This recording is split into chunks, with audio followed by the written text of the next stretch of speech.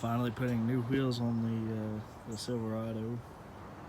I'm getting rid of these old junky wheels and tires. Finally.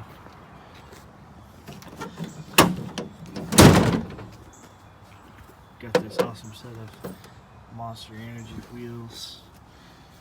They got these cool little hubcaps on them that cover them up. Got some nice thick off-road tires. Show you what they look like installed. So I got one half of it done. It looks pretty good. Sits up a little bit higher. I may end up having to put a little bit of a lift on it. Get it up where I want to. But it took a little longer than I expected because the lug nuts that I bought, I'll just show you here.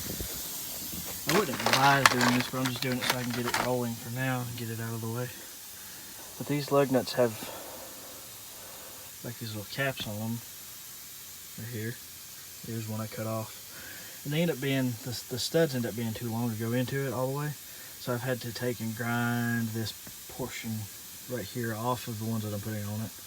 Now I'll eventually go through and order some nice ones, but this is just just temporary so I can move it out from the finish.